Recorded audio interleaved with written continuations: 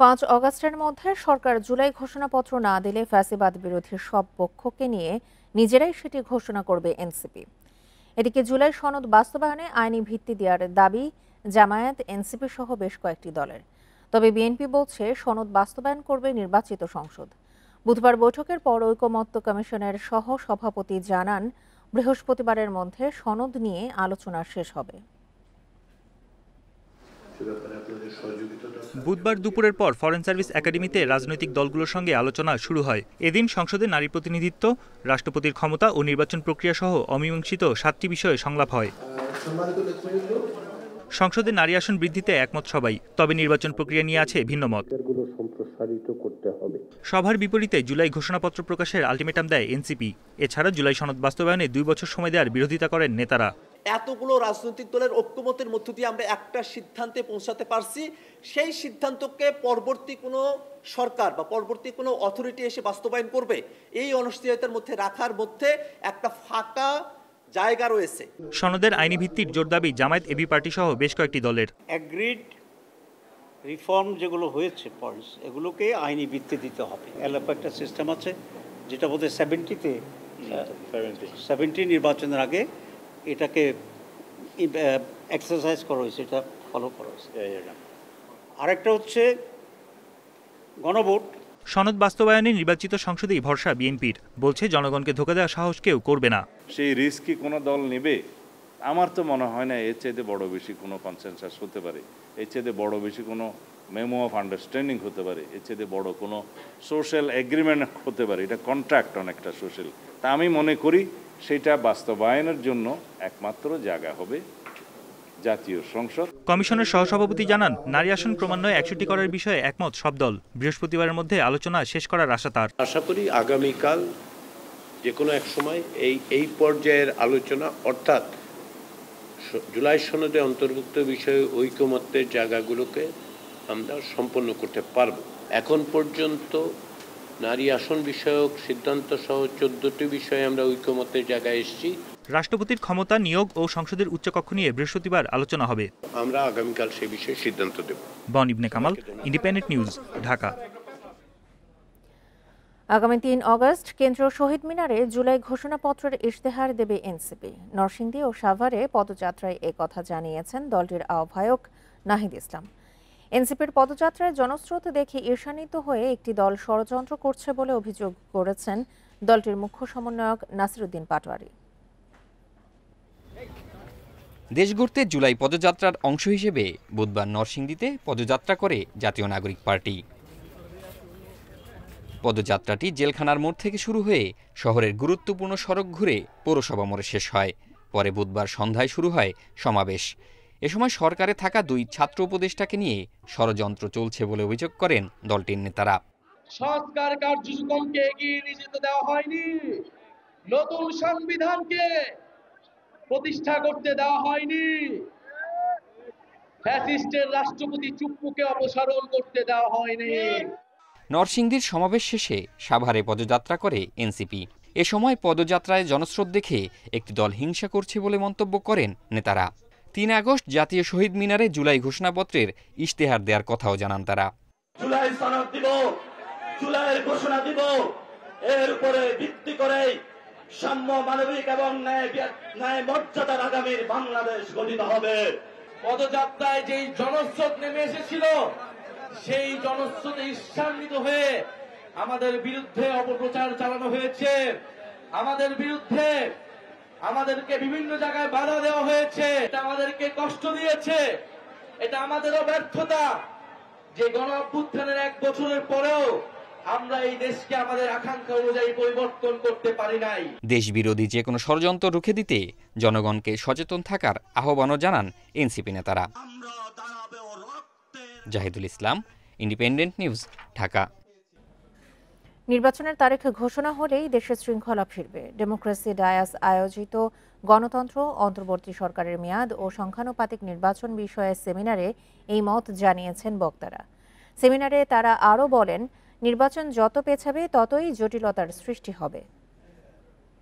উত্তরণ যেটা গণতান্ত্রিক উত্তরণ, অন্তর্বর্তী সরকারের মেয়াদ ও সংখ্যানুপাতিক নির্বাচন, বাংলাদেশ ও বৈশ্বিক প্রেক্ষিত শীর্ষক সেমিনারের আয়োজন করে ডেমোক্রেসি ডায়াস। আমরা আজ থেকে 1 মাস আগেও আলোচনায় সংখ্যানুপাতিক নির্বাচন পদ্ধতি নিয়ে মিশ্র প্রতিক্রিয়া জানান বক্তারা। এ পদ্ধতিতে ছোট দলের অংশগ্রহণ, ভোটের ন্যায্যতা ও জনগণের বহুমাত্রিক মত প্রকাশ পাবে বলে মনে করেন তারা। এটার আন্ডারলাইং একটা মোটিভ আছে এবং সেই মোটিভটা হলো এই সরকারের মেয়াদকে বাড়ানো। আমি ব্যক্তিগতভাবে পিয়ার পদ্ধতির পক্ষে। আমি মনে করি পিয়ার পদ্ধতিতে প্রত্যেকটা জনগণের অপিনিয়নটা সেখানে আসে। বক্তারা বলেন, সংস্কারের নামে সরকার দীর্ঘ সময় ক্ষমতায় থাকতে চায়। তাদের মতে অংশগ্রহণমূলক নির্বাচন ছাড়া রাজনৈতিক ও অর্থনৈতিক স্থিতিশীলতা ফিরবে না। বর্তমানে আমি যে ইম্পাস অবস্থার, অচলাবস্থার কথা বলছি, তার মধ্য থেকে বেরিয়ে আসতে গেলে নির্বাচন ছাড়া আর কোনো উপায় নেই। যতখানি চাবাতে পারবে অতখানি কামড় দিবে। সেহেতু এটার সাথে কিন্তু আপনি কতখানি সংস্কার করতে পারবেন এবং কতখানি সংস্কার সেই রকমভাবে নিস্পৃহভাবে এই সময়কালের ভিতরে শেষ করতে পারবেন সেইটা মনে রেখেন। নির্বাচনের তারিখ ঘোষণা করলেই আইনশৃঙ্খলা পরিস্থিতি স্বাভাবিক হবে বলে মন্তব্য করেন ডক্টর মঈন খান। নির্বাচনের তারিখ ঘোষণার সঙ্গে সঙ্গে বাংলাদেশের সমাজ, বাংলাদেশের যে সার্বিক পরিস্থিতি, সেটা একটা নিয়ম শৃঙ্খলার ভিতরে ফিরে আসবে এবং মানুষ তাদের গণতান্ত্রিক যে গণতান্ত্রিক অধিকার প্রতিষ্ঠার জন্য আজকে থেকে 1 বছর আগে ছাত্র জনতা বিদ্রোহ করেছিল। তবে বর্তমান প্রেক্ষাপটে সংখ্যানুপাতিক নির্বাচন সম্ভব নয় বলেও মত দেন ডক্টর মঈন। এই পিয়ার পদ্ধতি একটা ডিবেট আজকে কতটা প্রাসঙ্গিক সেটা নিয়ে কিন্তু প্রশ্ন উঠতে পারে। Rifat Alam, independent news, Dhaka. সরকারি আইনজীবী গোপনে বিরোধী পক্ষে কাজ করে বলে অভিযোগ করেছেন আইন উপদেষ্টা আসিফ নজরুল। বলেছেন, নতুন সরকারি অ্যাটর্নি সার্ভিস অধ্যাদেশ প্রণয়নের মাধ্যমে আইনজীবী নিয়োগে স্বচ্ছতা আনা হবে। বুধবার রাজধানীর বিচার প্রশাসন প্রশিক্ষণ ইনস্টিটিউটে আইনটির খসড়া নিয়ে মত বিনিময় সভায় এসব কথা বলেন উপদেষ্টা। 17 বছর পর সরকারি আইনজীবী নিয়োগে পরিবর্তন আনা হচ্ছে, প্রণয়ন করা হচ্ছে সরকারি অ্যাটর্নি সার্ভিস অধ্যাদেশ। এ নিয়ে মতামত দিলেন নীতি নির্ধারকরা। এই কথাটা আমাদেরকে একটা সমস্যা তৈরি করবে যে এখানে সিনিয়র লয়ার্স। সভায় গণপূর্ত উপদেষ্টা আদিলুর রহমান খান বলেন, পুরো বিচার কাঠামো ভেঙে দিয়েছিল বিগত ফ্যাসিবাদী সরকার। সরকারি আইনজীবীরা যাতে স্বাধীনভাবে কাজ করতে পারে সেজন্যই নতুন আইন করা হচ্ছে। দেশের সংবিধান যেটা আশা করি পরিবর্তিত হয়ে মুজিবাদী সংবিধানের বাইরে নতুন করে গড়ে উঠবে, সেই জায়গায় দাঁড়িয়ে যেন কাজ করতে পারে। পরে আইন উপদেষ্টা মন্তব্য করেন, সরকারি উকিল হয়েও অনেকে বিরোধীদের পক্ষে কাজ করে। নতুন আইন হলে এটি রোধ করা যাবে। রাজনৈতিক সরকার এসে যাতে তা বাতিল না করে সেজন্য দলগুলোর সাথে আলোচনা করা হয়েছে। উপদেষ্টা আরও জানান, নতুন এই আইনে কয়েকজন আইনজীবী নিয়োগ দিতে চায় সরকার।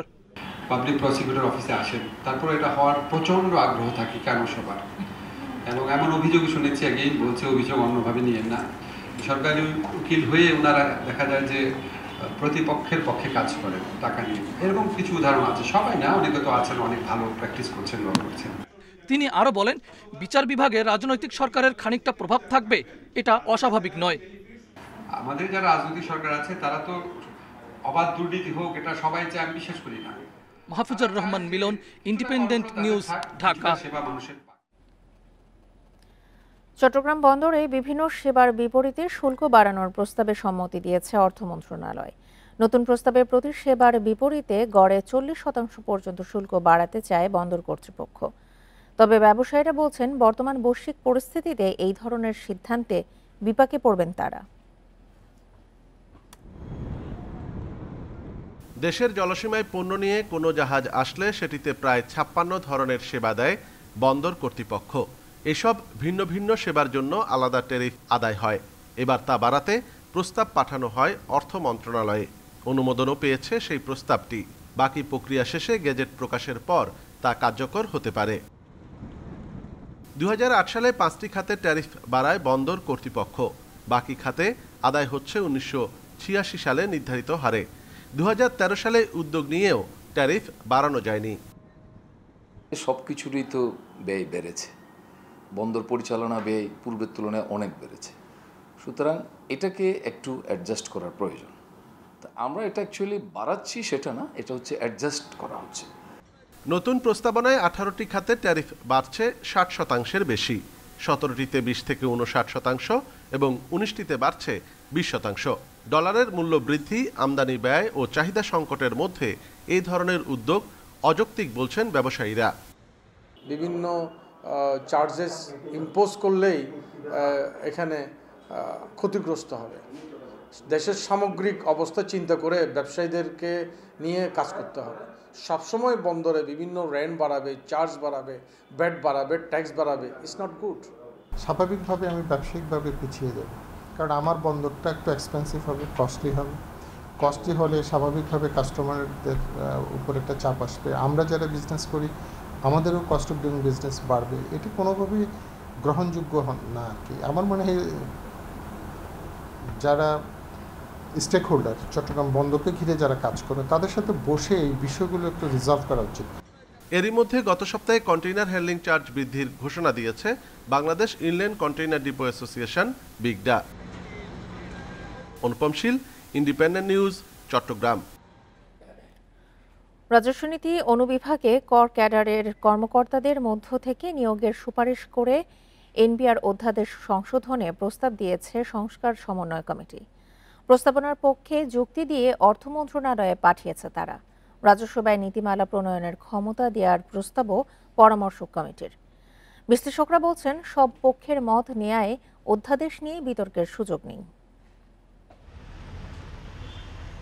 এনবিআর বিলুপ্ত করে গত 12 মে রাজস্ব নীতি ও ব্যবস্থাপনা অধ্যাদেশ 2025 জারি করা হয়।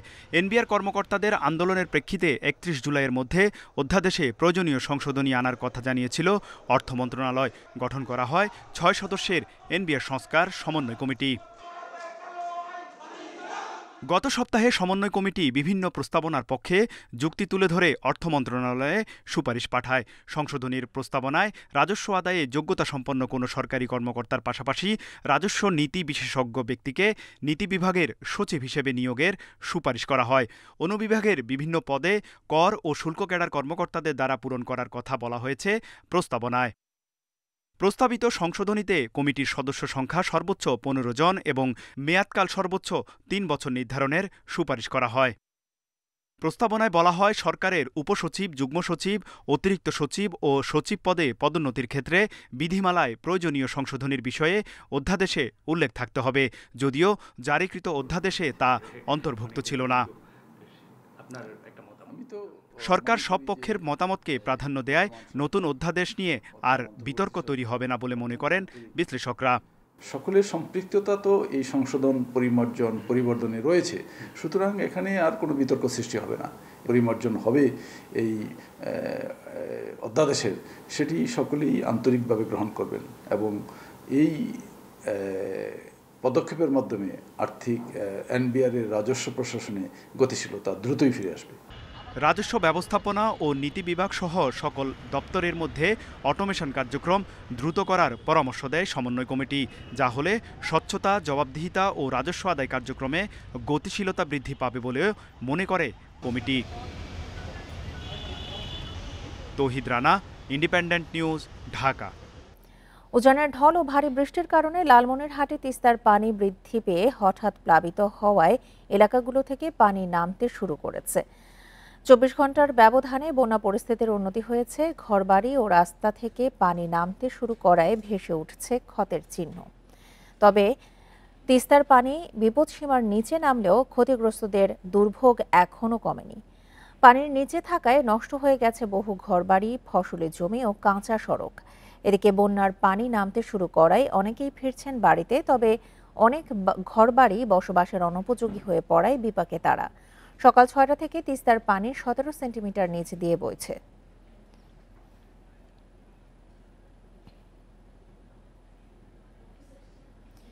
এ নিয়ে আরো জানাতে লালমনিরহাট থেকে যোগ দিচ্ছেন সহকর্মী মাহফুজ রহমান।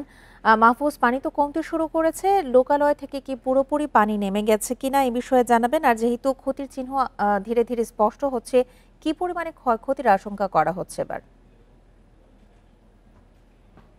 দেখুন, ভারতের যে উজানের ঢলে কিন্তু বাংলাদেশের অভ্যন্তরে বিশেষ করে লালমনিরহাটের তিস্তা ব্যারেজের যে ভাটিতে থাকা নিম্ন অঞ্চল কিন্তু গত ২৪ ঘন্টা প্লাবিত হয়েছে। সেই প্লাবিত হওয়ার যে ক্ষত চিহ্ন আমরা আজকে সকাল থেকে এসে যে প্লাবিত অঞ্চল আছে সেই অঞ্চলগুলো আমরা ঘুরে বেরিয়ে দেখেছি যে এখানকার কিন্তু ক্ষতির চিহ্নগুলো আমরা লক্ষ্য করেছি। আমরা এসে দেখেছি যে সাধারণ মানুষের যে ঘরবাড়িগুলো সেগুলো কিন্তু পানির নিচে নিমজ্জিত ছিল, সেগুলো কিন্তু আস্তে আস্তে গতকাল সন্ধ্যা থেকে কিন্তু আস্তে আস্তে সেগুলো কিন্তু ভাসতে শুরু করে এবং পানি নেমে যায়।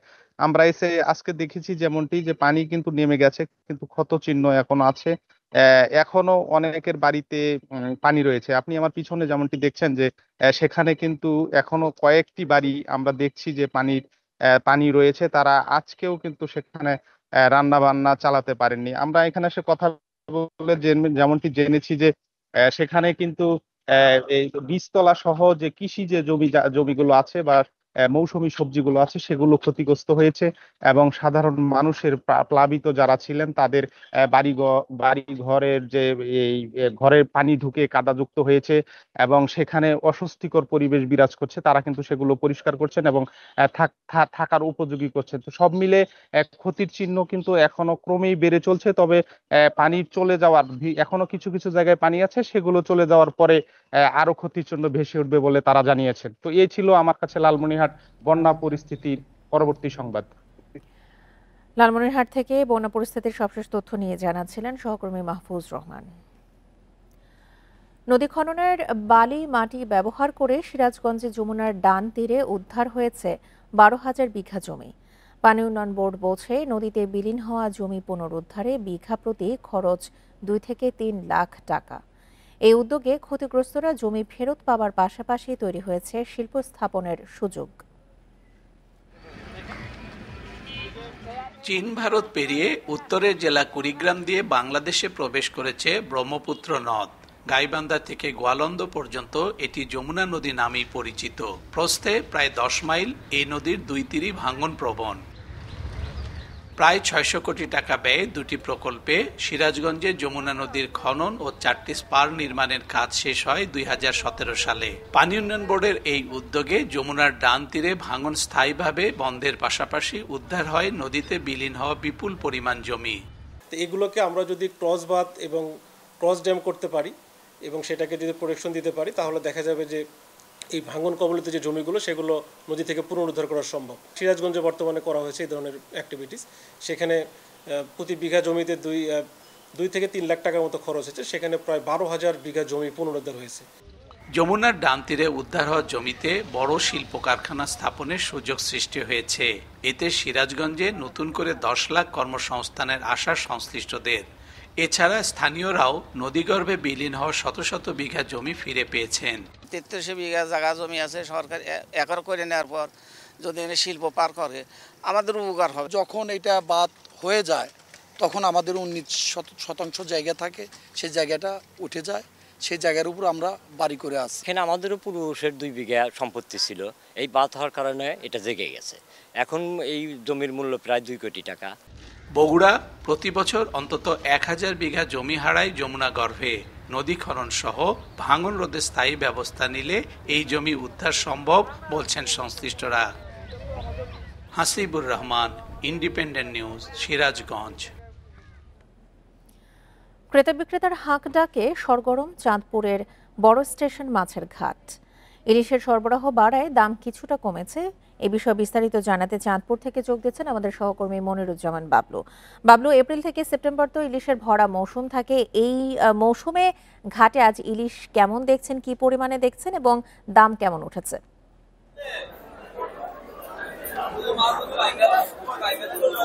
ইলিশের ভরা মৌসুম চলছে এখন, কিন্তু শুরুতে ইলিশের যে স্বল্পতা দেখা দিয়েছিল সেটা কিন্তু ক্রমে ধীরে ধীরে বাড়ছে। গত এক সপ্তাহ ধরে আমরা দেখেছি এই চাঁদপুর বড় স্টেশন মাছঘাটে 300 থেকে 400 মণ ইলিশ সরবরাহ হয়েছে।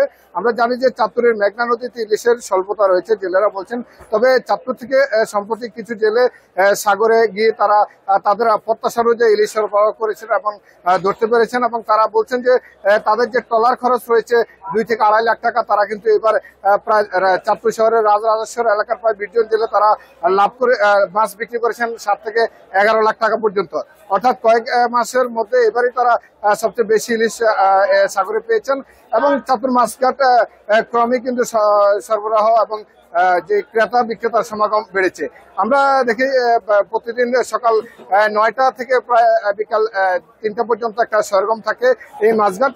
ধীরে ধীরে কিন্তু এখানে ক্রেতা সমাগম বাড়বে। ক্রেতারা বলছেন মাছের যে এখানে দাম কিছুটা কমেছে, তবে আরেকটু যদি কম হয় তাহলে তারা তাদের সামর্থ্য অনুযায়ী ইলিশ কিনতে পারবেন। আমরা দেখেছি আজকের বাজারে এখানে ইলিশের প্রতি কেজি ইলিশ রয়েছে 2300 থেকে 2400 টাকা, আবার কোনোটা 500 থেকে 2300 টাকা।